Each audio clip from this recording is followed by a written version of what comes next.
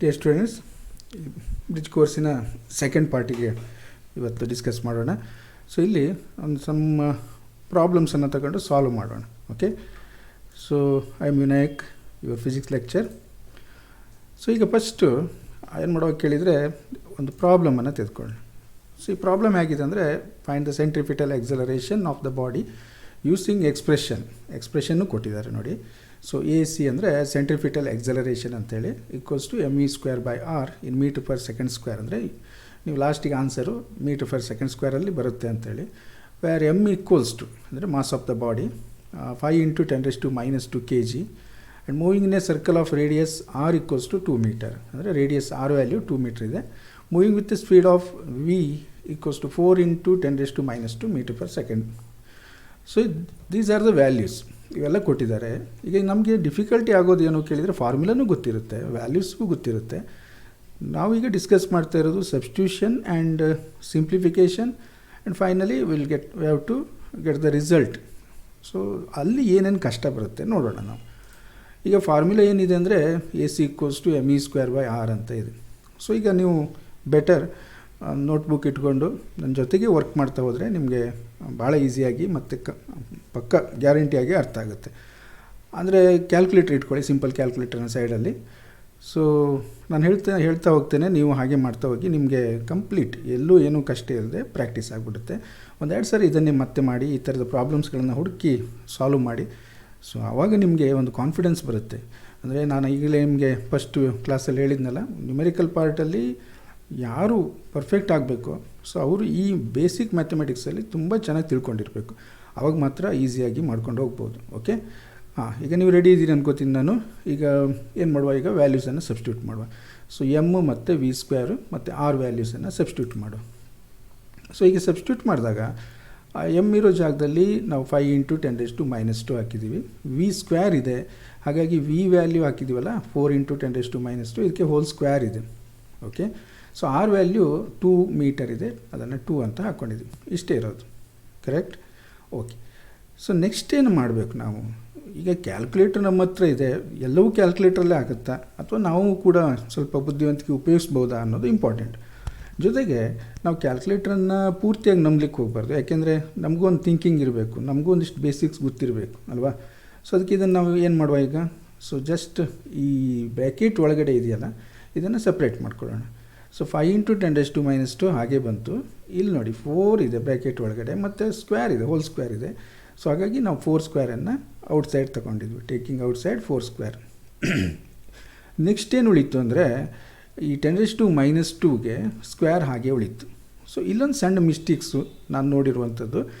ಈ ನೀವು ಮಾಡುವಂಥ ಮಿಸ್ಟೇಕ್ಸ್ ಏನು ಕೇಳಿದರೆ, 10⁻²ಗೆ ಸ್ಕ್ವೇರ್ ಇದೆ ನೋಡಿ. ಒಂದು ಮಿಸ್ಟೇಕ್ಸ್ ಹೇಳ್ತೇನೆ, ನೀವು ಏನೇನು ಮಾಡ್ತೀರಿ ಅಂತೇಳಿ, ಯಾಕೆಂದರೆ ಆ ಮಿಸ್ಟೇಕ್ಸ್ ಮಾಡಬಾರ್ದು ನೀವು. ಸೊ ಇದಕ್ಕೆ ಯೂಸಲಿ ಏನು ಮಾಡ್ತೀರಿ ಅಂದರೆ, ಕೆಲವು ಸ್ಟೂಡೆಂಟ್ಸು ಕರೆಕ್ಟ್ ಇದೆ 10⁻4 ಬರಬೇಕಲ್ವ ಇದು, 4 ಬರುತ್ತೆ. ಆದರೆ -2ಗೆ ಸ್ಕ್ವೇರ್ ಆಗಿದೆ +4 ಅಂತ ಬರೀತೀರಿ. ದಟ್ ಈಸ್ ಬಿಗ್ ಮಿಸ್ಟೇಕ್, ಒಂದನೇದು.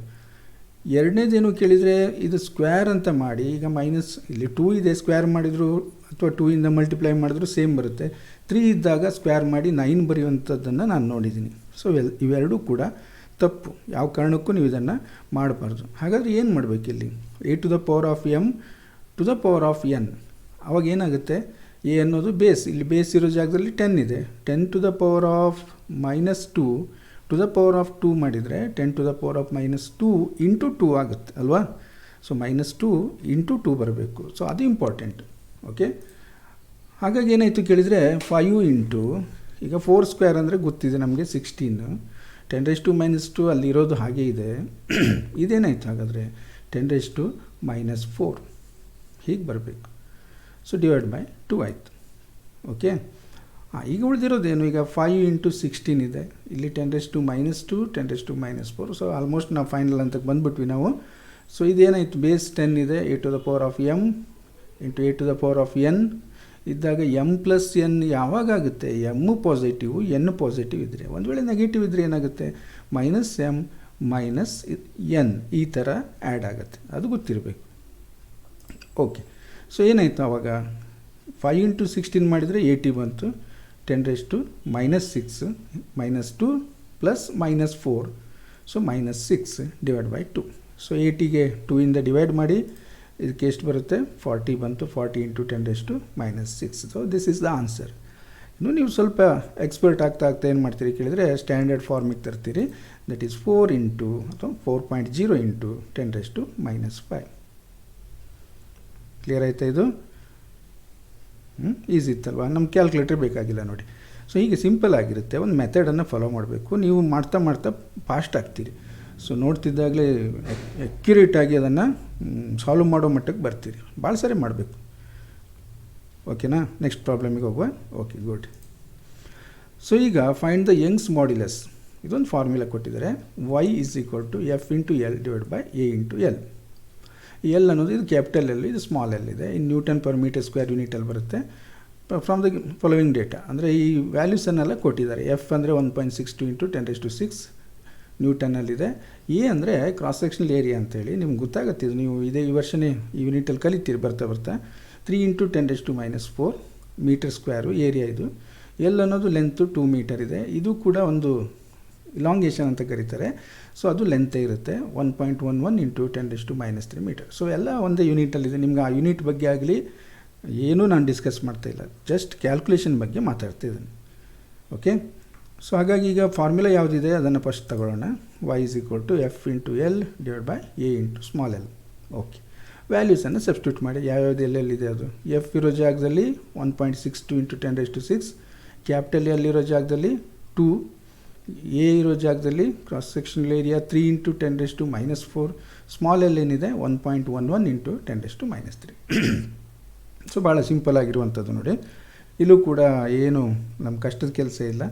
ನಂಬರ್ಸ್ ಎಲ್ಲ ಒಂದು ಕಡೆ ಮಾಡ್ಕೊಂಬಿಡ್ಬೇಕು. ನ್ಯೂಮೆರಿಕಲ್ ಪಾರ್ಟನ್ನು, ಪವರ್ಸನ್ನು, ಎಕ್ಸ್ಪೋನೆಂಟ್ಸನ್ನು ಒಂದು ಸೈಡ್ ಮಾಡ್ಕೋಬೇಕು. ಓಕೆ, ಸೊ ಈಗ ನಮಗೇನಾಯ್ತು ಇಲ್ಲಿ 1.62 ಇಂಟು 2 ಅಲ್ವಾ, 10⁻⁶ ಹಾಗೆ ಇದೆ.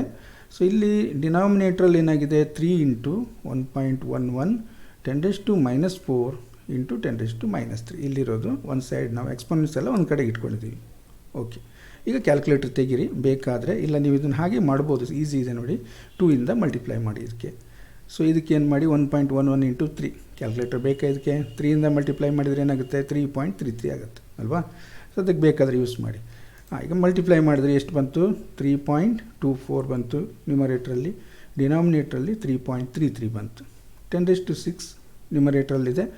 ಡಿನಾಮಿನೇಟ್ರಲ್ಲಿ 10⁻⁻⁴ ಮತ್ತು 10⁻⁻3 a⁴m into a⁴n m+n. So ಇಲ್ಲೂ ಕೂಡ ನೋಡಿ ಮೈನಸ್ ಇದೆ, ಇದು ಮೈನಸ್ ಇದೆ. ಹಾಗಾಗಿ ಏನಾಯ್ತು? ಇದು ಆ್ಯಡ್ ಆಗುತ್ತೆ. -4 -3 ಆ್ಯಡ್ ಆಗುತ್ತೆ. ಹಾಂ, ಈಗ ಏನಾಯಿತು ನಮಗೆ? ಇದನ್ನು ಬೇಕಾದರೆ ಡಿವೈಡ್ ಮಾಡ್ಕೊಂಬಿಡೋಣ. ಇದೆಷ್ಟಾಗುತ್ತೆ? 10⁻⁻⁴ -3 ಅಂದರೆ -7 ಆಗುತ್ತೆ. 10⁻⁻7 10⁻⁶ ಹಾಗೆ ಇರುತ್ತೆ. ಸೊ ಎರಡನ್ನು ಡಿವೈಡ್ ಮಾಡಿ ಕ್ಯಾಲ್ಕುಲೇಟರ್ ತೊಗೊಳ್ಳಿ. ಈಗ 3.24 ಡಿವೈಡ್ ಬೈ 3.33 ಮಾಡಿದ್ರಾ? ಓಕೆ, ನೋಡಿ. ಸೊ ಎಷ್ಟು ಬಂತು ನಿಮಗೆ? ಅದು ಎಷ್ಟು ಬಂತು ಅಂತೀರಿ? ಸೊ ಈಗ ಅದಕ್ಕೂ ಮೊದಲು ಈ ಪವರನ್ನು ಬೇಕಾದ್ರೆ ಮೇಲೆ ತಗೊಂಬೇಡಿ. ಡಿನಾಮಿನೇಟ್ರಲ್ಲಿ ಇರುವಂಥ ಒಂದು ಎಕ್ಸ್ಪೋನೆಂಟನ್ನು ಮೇಲೆ ತಗೊಂಡ್ರೆ, ನ್ಯೂಮರೇಟ್ರಿಗೆ ತೊಗೊಂಡ್ರೆ ಮೈನಸ್ ಇದ್ದರೆ ಪ್ಲಸ್ ಆಗುತ್ತೆ, ಪ್ಲಸ್ ಇದ್ದರೆ ಮೈನಸ್ ಆಗುತ್ತೆ. ಇಷ್ಟು ನೆನಪಿರಲಿ ನಿಮಗೆ. ಸೊ ಹಾಗಾಗಿ ಏನಾಯಿತು? 10⁻⁶ + 7 ಆಯಿತು. ಈಗ ಡಿವೈಡ್ ಮಾಡಿದ್ರೆ ಆಲ್ರೆಡಿ. ಸರಿ, ಹಾಗಾದರೆ ಹೇಳಿ ವ್ಯಾಲ್ಯೂಸ್. 0.9729 ಬಂತಾ? ಎಸ್. 6 + 7 13 10⁻13 Nm/m². ಸೊ ನಮ್ಮ ಆನ್ಸರ್ ಬಂದಿದೆ. ಇಷ್ಟೇ ಇರೋದು ಕೆಲಸ. ಏನೇನೂ ತೊಂದರೆ ಇಲ್ಲ ಇದರಲ್ಲಿ. ಕರೆಕ್ಟಾ? ಮತ್ತೆ ನಿಮಗೆ ಏನಾದರೂ ಮನಸ್ಸಿದ್ರೆ ಸ್ಟ್ಯಾಂಡರ್ಡ್ ಫಾರ್ಮಿಗೆ ತರೋಣ ಅನ್ನೋದಿದ್ರೆ ಡೆಸಿಮಲ್ ಪಾಯಿಂಟನ್ನು ಈಚೆ ತಗೊಂಡು ಬನ್ನಿ. ಸೊ ರೈಟ್ ಸೈಡಿಗೆ ಒಂದು ಪ್ಲೇಸ್ ಮೂವ್ ಮಾಡಿ. ಸೊ ಏನಾಗುತ್ತೆ ಅವಾಗ? ಇದು 9.729 ಇಂಟು 10⁻12 Nm/m². ಸೊ ಯೂನಿಟಲ್ಲಿ ತಂದು ಇಟ್ಟಿದ್ದೀವಿ ನಾವು.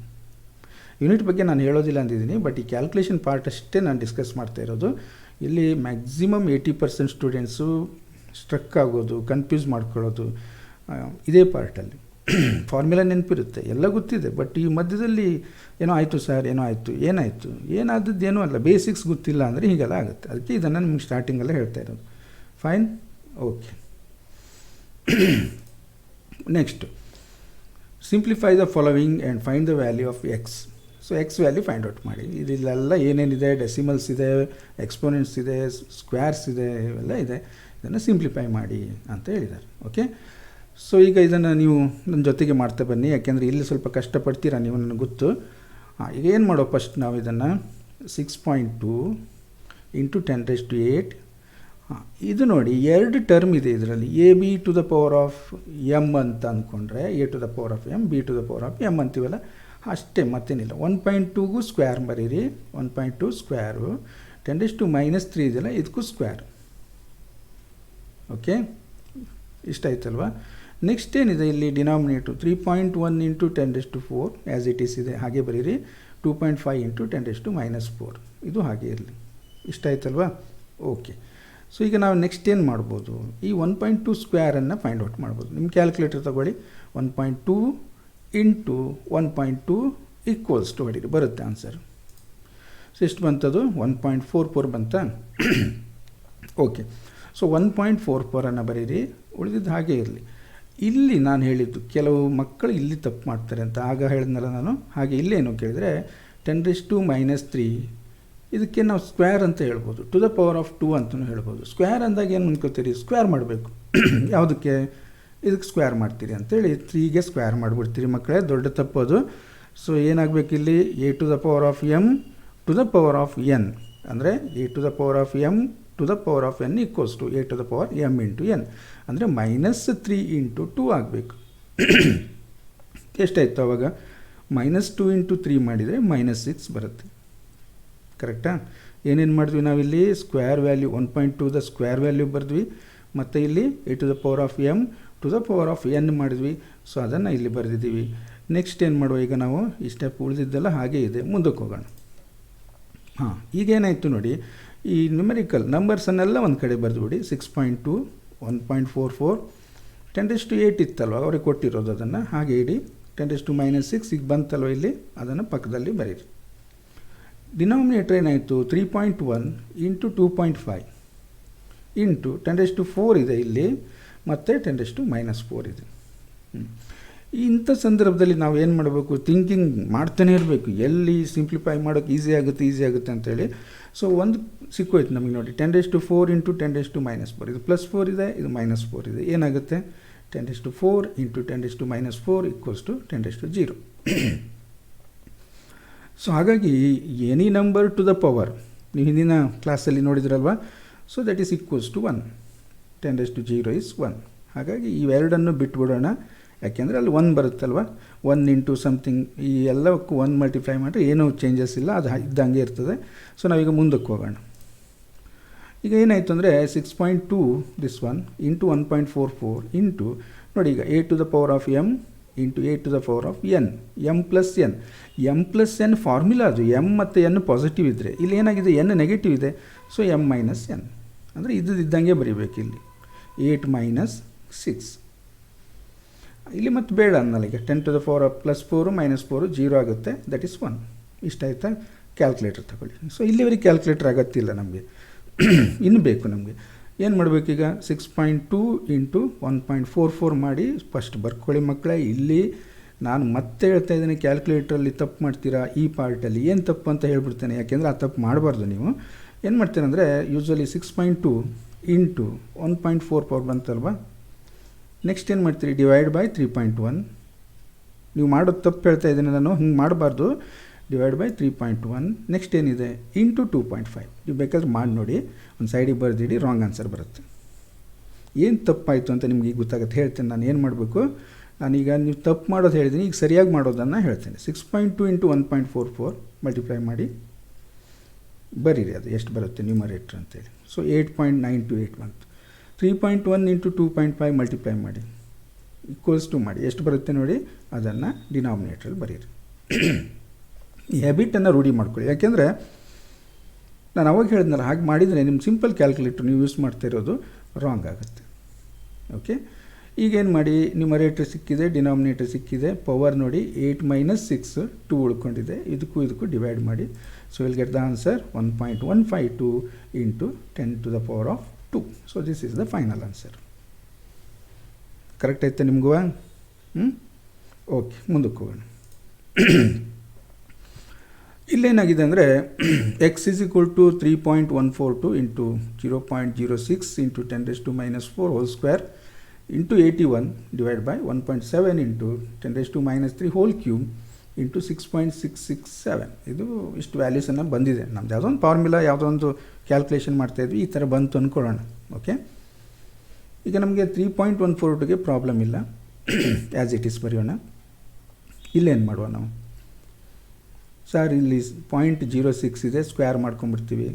ಮಾಡ್ಬೋದು. ನಾನು ಹೇಳೋದೇನು ಅಂದರೆ ಒಂದು ಮೆಥಡನ್ನು ಕಲ್ತ್ಕೊಳ್ಳಿ. ನಿಮ್ಮ ಕ್ಯಾಲ್ಕುಲೇಟರ್ಗೆ ಒಂದಿಷ್ಟು ಲಿಮಿಟೇಷನ್ ಇದೆ. ಸೊ ನೀವು ತುಂಬ ದೊಡ್ಡ ದೊಡ್ಡ ವ್ಯಾಲ್ಯೂಸು ಅಥವಾ ತುಂಬ ಸಣ್ಣ ವ್ಯಾಲ್ಯೂಸನ್ನು ಹಾಕಿದಾಗ, ಸಣ್ಣದಂದರೆ 0.0008 ಈ ಥರ ಹಾಕಿದಾಗ ಕ್ಯಾಲ್ಕುಲೇಟ್ರು ಎರರ್ ತೋರಿಸುತ್ತೆ. ಸೊ ಕನ್ಫ್ಯೂಸ್ ಆಗುತ್ತೆ, ಏನಾಯಿತು ಅಂತ ಗೊತ್ತಾಗಲ್ಲ, ಏನೂ ಗೊತ್ತಾಗಲ್ಲ, ಬಿಟ್ಟು ಬರ್ತೀವಿ ಪ್ರಾಬ್ಲಮ್ಸನ್ನು, ಸಾಲ್ವ್ ಮಾಡೋದಿಲ್ಲ. ಎಕ್ಸಾಮಲ್ಲಿ ಈ ಥರ ಆಗುತ್ತೆ, ಅದಕ್ಕೆ ಹೇಳಿದ್ದು. ಓಕೆ, ಸೊ ಈಗ ನಾವೇನು ಮಾಡುವಾಗ ಕೇಳಿದರೆ 3.142 ಇಂಟು ಇಸ್ 0.06 ಇದೆಯಲ್ಲ, ಇದನ್ನು 10⁻⁻1 -2 6 ಇಂಟು 10⁻² ಅಂತ ಬರೀಬೋದು. ಇವೆಲ್ಲ ಕಲ್ತಿದ್ರಲ್ವ ಹಿಂದಿನ ಕ್ಲಾಸಲ್ಲಿ. So 6 into 10⁻² into 10⁻⁴ whole square 81 as it is. So next ಏನಂದರೆ ನೋಡಿ, ಇಲ್ಲೂ ಕೂಡ ಬ್ರ್ಯಾಕೆಟಿಂದ 1.7 ಹೊರಗಡೆ ತಗೊಳ್ಳೋಣ. ಅವಾಗ ಏನಾಗುತ್ತೆ, ಕ್ಯೂಬ್ ಇದೆ, ಇದು 1.7 ಕ್ಯೂಬ್ ಇಂಟು 10⁻⁻3ಗೆ ಕ್ಯೂಬ್ ಇದೆ ಇಂಟು 6.6 ಆ್ಯಸ್ ಇಟ್ ಈಸ್. ಹಾಗೆ ಇದೆ. ಇಷ್ಟು ಮಾಡಿದ್ರಾ? ಓಕೆ, ನೆಕ್ಸ್ಟ್ ಏನು ಮಾಡುವ? 6ಅನ್ನು ಹೊರಗಡೆ ತೆಗೀರಿ ಇಲ್ಲಿಂದ. ಇಲ್ಲೇನಾಯಿತು, a⁴m into a⁴n ಅದೆಯಲ್ಲ, m plus n. ಇಲ್ಲೂ ಕೂಡ ನೋಡಿ -2 -4 ಆ್ಯಡ್ ಆಗುತ್ತೆ. ಸರಿಯಾ? -2 -4 ಆ್ಯಡ್ ಆಗುತ್ತೆ. ಸೊ ಏನಾಯಿತು, 3.142 6 ಹೊರಗಡೆ ಬಂದರೆ ಬ್ರ್ಯಾಕೆಟಿಂದ ಸ್ಕ್ವೇರ್ ಆಗುತ್ತೆ, 6 ಸ್ಕ್ವೇರ್. ಕರೆಕ್ಟಾ? ಓಕೆ, ಇಲ್ಲಿವರೆಗೆ ಕರೆಕ್ಟ್ ಇದೆಯಾ? ಓಕೆ, ಇದೇನಾಯಿತು ನೋಡಿ, a⁴m⁴n ಇದೆ. ಹಾಗಾಗಿ ಏನು ಬರಿಬೋದು ನಾವು ಇದನ್ನು? a⁴m into n -3 into 3 -3m into n. ಏನು ಸೈನ್ ಇದೆಯಾ ವಿತ್ ಸೈನ್ ಅದನ್ನೇ ಬರೀರಿ. ಓಕೆ, ಇಷ್ಟು ಕ್ಲಿಯರ್ ಆಯ್ತಲ್ವಾ? ಹಾಂ, ಈಗ ನೆಕ್ಸ್ಟ್ ಏನು ಕೇಳಿದರೆ 3.142 ಇಂಟು 6 ಸ್ಕ್ವೇರ್. ಇಲ್ಲೇನಾಯಿತು ನೋಡಿ, -2 -4 ಅಂದರೆ -6 ಆಯಿತು, ಸ್ಕ್ವೇರ್ ಇದೆ ಅದಕ್ಕೆ, ಇಂಟು 81 ಡಿವೈಡ್ ಬೈ 1.7 ಹಾಗೆ ಇದೆ, ಅದು ಕ್ಯೂಬ್ ಇದೆ. ಇದೇನಾಯಿತು, -3 ಇಂಟು 3 ಮಾಡಿದರೆ -9 ಬಂತು, ಇಂಟು 6.667 ಹಾಗೆ ಇದು. ಹಾಂ, ಇಲ್ಲೇನಾಯಿತು ನೋಡಿ, 3.142 6 ಸ್ಕ್ವೇರ್ 6 ಸ್ಕ್ವೇರ್ ಹೆಂಗೆ ಮಾಡ್ತೀರಿ? 6 ಇಂಟು 6 36 ಆಯಿತಾ? ಇದೇನಾಯಿತು, a⁴m⁴n ಇದೆ. So m into n -6 into 2 -12 ಆಯಿತು. This is 81 as it is. 1.7 cube ಇದೆ. ಕ್ಯೂಬನ್ನು ಏನು ಮಾಡ್ತೀರಿ, ಕ್ಯಾಲ್ಕುಲೇಟರ್ ತೊಗೊಳ್ಳಿ. 1.7 into 1.7 into 1.7 3 times equals to ಹೊಡೀರಿ. ಸೊ 4.913 ಬಂತಾ? ಓಕೆ, ಬಂತಲ್ವಾ? ಓಕೆ, ಸೊ ನೆಕ್ಸ್ಟು 10⁻⁻9 ಇದೆ ಇಲ್ಲಿ, ಹಾಗೆ ಇರಲಿ. 6.667 ಹಾಗೆ ಇರಲಿ, ಏನು ಚೇಂಜಸ್ ಬೇಡ. ಈಗ ನೆಕ್ಸ್ಟ್ ಏನು ಮಾಡೋಣ, ನಾವು ಈ ನಂಬರ್ಸನ್ನೆಲ್ಲ ಮಲ್ಟಿಪ್ಲೈ ಮಾಡ್ಕೊಂಬಿಡೋಣ. ಯಾಕೆಂದರೆ ಈಗ ನೋಡಿ, ನ್ಯೂಮರೇಟ್ರಲ್ಲಿ ಒಂದೇ ಎಕ್ಸ್ಪೋನೆಂಟ್ ಇದೆ, ಡಿನಾಮಿನೇಟ್ರಲ್ಲೂ ಅಷ್ಟೇ. ಅಂದರೆ ನಾವೆಲ್ಲ ಪವರ್ಸ್ಗಳನ್ನು ಸಿಂಪ್ಲಿಫೈ ಮಾಡ್ಕೊಂಡಿದ್ದೀವಿ. ಸೊ ಫಸ್ಟ್ ಆ ಕೆಲಸ ಮಾಡಿಬಿಡ್ಬೇಕು. ಓಕೆ, ಸೊ ಈಗ ನೆಕ್ಸ್ಟ್ ಏನು ಮಾಡುವ ಕೇಳಿದರೆ, ನಾವು 3.142 ಇಂಟು 36 ಇಂಟು 81 ಈ ಪವರ್ಸ್ ಹಾಗೆ ಇರಲಿ, 10⁻⁻12. ಇಲ್ಲೇನಾಯಿತು, 4.913 ಇಂಟು 6.667 ಇಂಟು 10⁻⁻9. ಈಗ ಕ್ಯಾಲ್ಕುಲೇಟರ್ ತೊಗೊಳ್ಳಿ. ಫಸ್ಟ್ ನ್ಯೂಮರೇಟರ್ನ ಮಲ್ಟಿಪ್ಲೈ ಮಾಡ್ಕೊಳ್ಳಿ. 3.142 ಇಂಟು 36 ಇಂಟು 81 ಇದನ್ನು ಮಲ್ಟಿಪ್ಲೈ ಮಾಡಿ, ಹಾಗೆ ಡಿನಾಮಿನೇಟರ್ನ ಮಲ್ಟಿಪ್ಲೈ ಮಾಡಿ ಸಪ್ರೇಟಾಗಿ ಬರ್ಕೊಳ್ಳಿ. ನ್ಯೂಮರೇಟರಿಂದ ನ್ಯೂಮರೇಟರಲ್ಲಿ, ಡಿನಾಮಿನೇಟರ್ದನ್ನು ಡಿನಾಮಿನೇಟರಲ್ಲಿ. ಓಕೆ, ಸೊ ಇಷ್ಟು ಬಂದಿದೆ ಈಗ ನಮಗೆ 9162.07 10⁻⁻12. ಇದು 32.7549 ಇಂಟು 10⁻�9. ಸೊ ಈಗ ಏನಾಗಿ ಇದಕ್ಕೆ ಮಾಡಿ ಕ್ಯಾಲ್ಕುಲೇಟ್ರಲ್ಲಾಗುತ್ತೆ. Okay, okay, it's okay. ಇದು ಮತ್ತು ಪವರ್ಸ್ ಎಲ್ಲ ಮಾಡಿ ಕಷ್ಟಪಡೋದು ಬೇಡ, ಇದು ಡೈರೆಕ್ಟಾಗಿ ಆಗುತ್ತೆ. So that gives 279.7 into 10⁻⁻12. ಈ ನೋಡಿ, ಈಗ ಡಿನಾಮಿನೇಟ್ರಲ್ಲಿರುವಂಥ ಈ ಪವರ್ ಇದೆಯಲ್ಲ, ಇದು ಎಕ್ಸ್ಪೋನೆಂಟನ್ನು ನ್ಯೂಮರೇಟಿಗೆ ತಗೊಂಡು ಹೋದರೆ ಮೈನಸ್ ಇರೋದು ಪ್ಲಸ್ ಆಗುತ್ತೆ, ಪ್ಲಸ್ ಇದ್ದರೆ ಮೈನಸ್ ಆಗುತ್ತೆ. ಸೊ ಇದು ಮೈನಸ್ ಇದೆ, ಹಾಗಾಗಿ ಇದು ಪ್ಲಸ್ ಆಯಿತು. ಸೊ -12 + 9. ಓಕೆ, ಈಗ ಇದು ಎಷ್ಟು ಬಂತು ನಮಗೆ answer x = 279.7 into 10⁻³ this is the final answer. ಇನ್ನು ಇದನ್ನು ನೀವು ಈ ಪವರ್ಸನ್ನು ತೆಗೆದು ಬರೆಯೋದು ಒಂದು ಸಿಸ್ಟಮ್ ಇರುತ್ತೆ, ಸಾಧ್ಯ ಇದ್ದರೆ ಮಾತ್ರ. ಸೊ ಆ ಪವರನ್ನು ನಾವು ತೆಗಿಬೇಕಂದ್ರೆ ಏನಾಯಿತು, 10⁻³ ಅಂದರೆ ಈಚೆ ಬಂದರೆ 2, ಇಲ್ಲಿ 9 ಈಚೆಗೆ ಬಂದರೆ 2, ಇಲ್ಲಿ ಬಂದರೆ 1, ಇಲ್ಲಿ ಬಂದರೆ 0. ಸೊ ಹಾಗಾಗಿ ಏನಾಯಿತು ಅಂದರೆ 0.2797. So this is the answer. Correct ಆಯಿತಾ? ನೆಕ್ಸ್ಟ್, ಸೊ ಇಲ್ಲೇನಾಗಿದೆ ನೋಡಿ, ಇದೊಂದು ಇಂಟ್ರೆಸ್ಟಿಂಗ್ ಪ್ರಾಬ್ಲಮ್ ಅಲ್ವಾ. 0.0008 ಇಂಟು 10⁻³ ಹೋಲ್ ಕ್ಯೂಬ್ ಇದೆ. ಉಳಿದಿದ್ದು 2.62 ಇಂಟು 10⁹, 2700 ಇಂಟು 10⁴ ಇಂಟು 621. ಸೊ ಇಲ್ಲೊಂದೇ ನಮಗೆ ಒಂದು ಸ್ವಲ್ಪ ಏನೋ ಒಂಥರ ಆಗ್ತಾಯಿದೆ, ಬಿಟ್ಟರೆ ಉಳಿದಿದ್ದೆಲ್ಲ ನಮ್ಗೆ ಅರ್ಥ ಆಗುತ್ತೆ. ಓಕೆ, ನಾವು ಇದರಲ್ಲಿ ಏನು ಮಾಡುವ ಈಗ, ಫಸ್ಟ್ ಇದನ್ನು 8ಗೆ ತಂದ್ಕೊಂಬಿಡೋಣ. ಆಗುತ್ತೆ ನಮ್ಮ ಹತ್ರ. So 10⁻⁻1 -2 -3 -4 8 into 10⁻⁻4. ಸೊ ನಿಮಗೆ ಏನು ಹಿಂದಿನ ಕ್ಲಾಸಲ್ಲಿ ಇದನ್ನೆಲ್ಲ ಕಲಿಸಿದ್ನಲ್ಲ, ಹೇಗೆ ನಾವು ಪವರ್ಸನ್ನು 0 ಪ್ಲೇಸ್ ಮೂವ್ ಮಾಡಿ ನಾವು ಪವರ್ಸನ್ನು ಮಾಡ್ಕೋಬೋದು ಅಂತೇಳಿ ಎಕ್ಸ್ಪೋನೆಂಟ್ ಫಾರ್ಮಲ್ಲಿ ಬರೆಯೋದನ್ನು ಹಿಂದಿನ ಕ್ಲಾಸಲ್ಲಿ ಕಲ್ತಿದ್ರಿ ನೀವು. ಸೊ ಅದನ್ನು ಯೂಸ್ ಮಾಡ್ಕೊಳ್ಳಿ, ಅರ್ಥ ಆಯ್ತಾ? ಸೊ 8 ಇಂಟು 10⁻⁻4 ಇದು ಹಾಗೆ ಇರಲಿ, 10⁻⁻3 ಇದಕ್ಕೆ ಹೋಲ್ ಕ್ಯೂಬ್ ಇದೆ. ಇನ್ನು ಉಳಿದಿದ್ದು ಹಾಗೆ ಇಟ್ಟಿದ್ದೀನಿ, ನಾನು ಏನೂ ಮುಟ್ಲಿಲ್ಲ, ಚೇಂಜ್ ಮಾಡಿಲ್ಲ, ಜಸ್ಟ್ ಇದನ್ನು ಈ ಫಾರ್ಮಿಗೆ ತಂದಿದ್ದೀನಿ. ಓಕೆ, ಸೊ ನೆಕ್ಸ್ಟ್ ಏನು ಮಾಡುವ ನಾವು, ಇಲ್ಲಿ 10⁻⁻4 ಇಂಟು 10⁻⁻3 ಇದೆ, a⁴m ಇಂಟು a⁴n ಇದೆ. ಸೊ ಏನಾಯಿತು ಈಗ, ಇದು -4 -3 ಆ್ಯಡ್ ಆಗುತ್ತೆ, m+n. ಕರೆಕ್ಟಾ? ಇದು ಕ್ಯೂಬ್ ಇದೆ. ಸೊ ಏನು ಚೇಂಜ್ ಇಲ್ಲ, ಮತ್ತು ಉಳಿದಿದ್ದು ಹಾಗೆ ಕ್ಯಾರಿ ಮಾಡಿದ್ದೀವಿ ನಾವು. ಇಷ್ಟೇ, ಇಲ್ಲಿ ಈ ಎರಡು ಎಕ್ಸ್ಪೋನೆಂಟ್ಸನ್ನು ಸಿಂಪ್ಲಿಫೈ ಮಾಡ್ತಾ ಇದ್ದೀವಿ. ಓಕೆ, ಸೊ ನೆಕ್ಸ್ಟ್ ಏನು ಅಂದರೆ 8ಅನ್ನು ಹೊರಗಡೆ ತೊಗೊಂಬಿಡಿ ಈ ಬ್ರ್ಯಾಕೆಟಿಂದ. 8 ಹೊರಗಡೆ ಬರ್ತಾ ಏನಾಗುತ್ತೆ, 8³ ಆಗಿ ಬರುತ್ತೆ. ಮತ್ತೇನು ಉಳಿತು, 10⁻⁻7 ಆಗಿದೆ, ಇದು ಅದಕ್ಕೆ ಕ್ಯೂಬ್ ಇದೆ, to⁻³ ಮತ್ತು 2.62 ಇದೆಲ್ಲ ಹಾಗೆ ಕ್ಯಾರಿ ಮಾಡ್ತಾ ಬಂದಿದ್ದೀವಿ ನಾವು. ಈ ಫಸ್ಟ್ ಇದೊಂದೇ ನಮ್ಗೆ ತೊಂದರೆ ಕೊಡ್ತಾ ಇರೋದು, ಅದನ್ನು ಸಿಂಪ್ಲಿಫೈ ಮಾಡ್ತಾ ಇದ್ದೀವಿ. ಸೊ ನೆಕ್ಸ್ಟ್ ಏನು ಮಾಡಿ, 8³ ಮಾಡಿ, 8 ಇಂಟು 8 ಇಂಟು 8 ನಿಮ್ಮ ಕ್ಯಾಲ್ಕುಲೇಟ್ರಲ್ಲಿ 3 ಟೈಮ್ಸ್ ಮಲ್ಟಿಪ್ಲೈ ಮಾಡಿ. 8 ಇಂಟು 8 ಇಂಟು 8 = 512 ಬರುತ್ತೆ ನೋಡಿ. ಬಂದಿದಲ್ವಾ? ಓಕೆ, ಇದೇನಾಯಿತು ಈಗ, 10⁻⁻7 to⁻³ ಏನಾಯಿತು, m ಇಂಟು n, -7 ಇಂಟು 3 -21 ಬಂತು ನೋಡಿ, -21. ನೆಕ್ಸ್ಟ್ ಉಳಿದಿದ್ದು ಹಾಗೆ ಇದೆ, ಹಾಗೆ ಇರಲಿ. ಓಕೆ, ಮತ್ತೇನು ಮಾಡಿ ಈಗ 512 ನಂಬರ್ಸ್ ಒಂದು ಕಡೆ ತಗೊಳ್ಳೋಣ, 2.62 ಒಂದು ಕಡೆ ತಗೊಳ್ಳೋಣ, 10⁻⁻21 ಎಕ್ಸ್ಪೋನೆಂಟ್ಸ್ ಒಂದು ಕಡೆ ಬರೆಯೋಣ, 10⁹ ಡಿವೈಡ್ ಬೈ ಸೇಮ್ ಹಾಗೆ ಇದೆ. ನೋಟ್ ಮಾಡ್ಕೊಂಡ್ರೆ ಇಲ್ಲಿವರೆಗೆ ಮುಂದಕ್ಕೆ ಹೋಗೋಣ. ಓಕೆ, ಸೊ ಇಲ್ಲೇನಾಯಿತು ಅಂದರೆ ನ್ಯೂಮರೇಟರ್ನೆಲ್ಲ ಮಲ್ಟಿಪ್ಲೈ ಮಾಡ್ಕೊಂಬಿಡಿ. ಎಲ್ಲ ನಂಬರ್ಸು ನಮಗೆ ಒಂದು ವಿತಿನ್ ಲಿಮಿಟ್ ಇದೆ. ಸೊ ನ್ಯೂಮರೇಟರ್ನೆಲ್ಲ ಮಲ್ಟಿಪ್ಲೈ ಮಾಡಿದ್ರಿ. ಏನು ಮಲ್ಟಿಪ್ಲೈ ಮಾಡಿದ್ರಿ ಗೊತ್ತಾಯ್ತಾ? ಸೊ ಇಲ್ಲಿ ಕ್ಯಾಲ್ಕುಲೇಟರ್ ತೊಗೊಳ್ಳಿ, 512 ಇಂಟು 2.62 ಇಷ್ಟೇ ಇರೋದು. ಮಲ್ಟಿಪ್ಲೈ ಮಾಡಿ, ಎಷ್ಟು ಆನ್ಸರ್ ಬಂತು ನ್ಯೂಮರೇಟ್ರಲ್ಲಿ ಬರೀರಿ.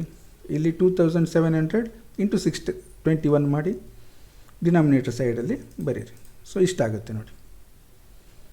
ಓಕೆ, ಈಗ ಒಂದು ಸಮಸ್ಯೆ ಏನು ಅಂದರೆ, ಇಷ್ಟು ದೊಡ್ಡ ನಂಬರಿಂದ ಇದಕ್ಕೆ ಡಿವೈಡ್ ಮಾಡಿದಾಗ ನಮಗೊಂಚೂರು ಆನ್ಸರು ಫ್ರ್ಯಾಕ್ಷನ್ಸಲ್ಲಿ ಹೊರಟೋಗುತ್ತೆ. ಸೊ ಅದಕ್ಕೆ ಏನು ಮಾಡ್ಕೋಬೋದು ನಾವು ಅಂದರೆ, ನೋಡಿ ನ್ಯೂಮರೇಟರ್ ಹಾಗೆ ಇದೆ, ಡಿನಾಮಿನೇಟರ್ ಬೇಕಾದರೆ ನಿಮಗೆ ಕ್ಯಾಲ್ಕುಲೇಟ್ರಲ್ಲಿ ಆಚೆ ಹೊರಟೋಯ್ತು ಅಥವಾ ಏನೋ ಕನ್ಫ್ಯೂಸ್ ಆಗುತ್ತೆ, ಸರ್ ಬರೋ ಆನ್ಸರ್ 0.000 ಬಂದುಬಿಡ್ತು ಸರ್, ಏನು ಮಾಡೋದು?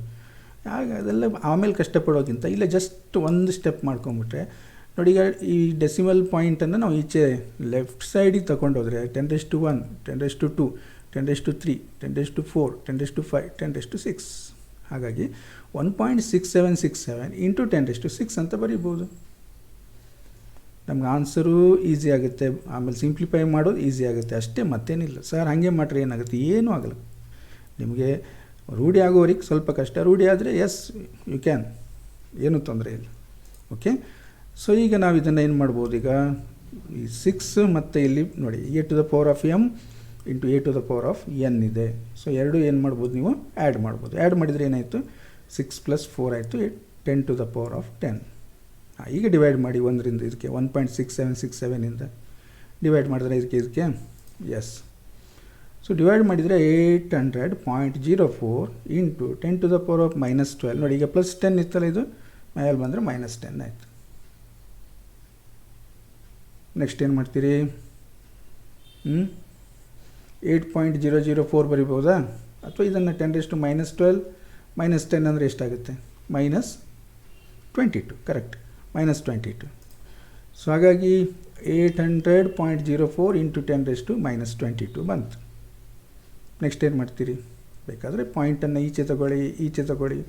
ಸೊ ಅವಾಗೇನಾಯಿತು? 8.0004. 4 ತುಂಬ ದೂರ ಇದೆಯಲ್ಲ, ಬೇಕಾದರೆ ಬಿಟ್ಟಾಕಿ, ಏನಾಗಲ್ಲ. ಯಾಕೆಂದರೆ ಅದರ ವ್ಯಾಲ್ಯೂ ತುಂಬ ಕಡಿಮೆ ಇದೆ. ಸೊ ಹಾಗಾಗಿ ನಾವು 8.004 ಇದ್ದರೆ ಏನು ಮಾಡ್ಬೋದು ನಾವು?